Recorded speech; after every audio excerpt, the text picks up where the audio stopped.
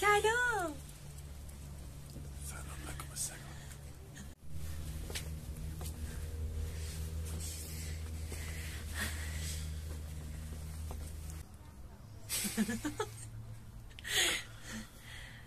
شروع کنیم دیگه. شروع کن. سلام، من مهنازم. این اولین ولاگ منه، یعنی اولین ویدیوی منه. میخوام ولاگ بذارم از این به بعد. همیشه منتظر یه تایم مناسب بودم. الان احساس کردم که ساعت 2 شب تایم مناسب بشه تو پارک. نه دیگه، خواستم بیشتر از این عقب نندازم و الان دیگه شروع بکنم ولاگ گذاشتن. و بله درسته. آره، با هم روزمرگی داشته باشیم، لحظه‌های خاص زندگی خودم، تجربه هام، همه کار قراره انجام بدم. اینجا قراره کلا با هم زندگی بکنیم یه جورایی. حالا ممکن هستش که در ادامه یه سری اتفاقات دیگه هم بیفته، ولی الان به این شکله.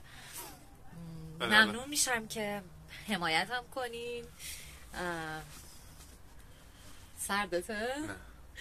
چیه؟ نیم رو هم بزن. من که نورم بده چی بگم.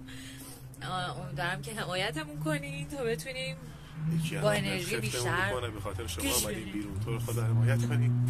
که خیلی شدی ارزش داشته. خیلی هوا سرده اینجا، خیلی خیلی سرده. با اینکه همین چند خلافکار خانم پشت سرمون.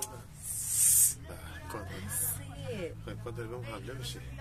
خب اینجوری که تو میگی رو اگه نمیخوادم حمله میکنم. تو چرا خودتو معرفی نمی‌کنی؟ من محمدم. سرکار میرم یا خونه دیگه. محمدی؟ دم شما اسکار کنید روزمرگیامونو بذاریم. شاید خوشتون اومد.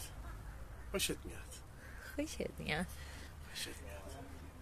من یخم باز نشده. من بچه با نمکی.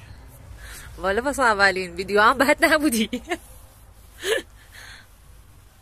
خب پس بریم ایشالله ویدیوهای بعدی رو خیلی پربارتر میایم، یعنی فقط یه چیز بارش بیشتر میکنیم.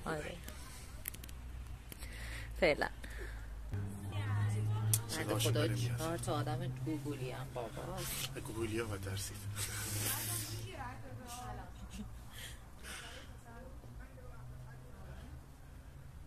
صداش خیلی گوگولی نیست.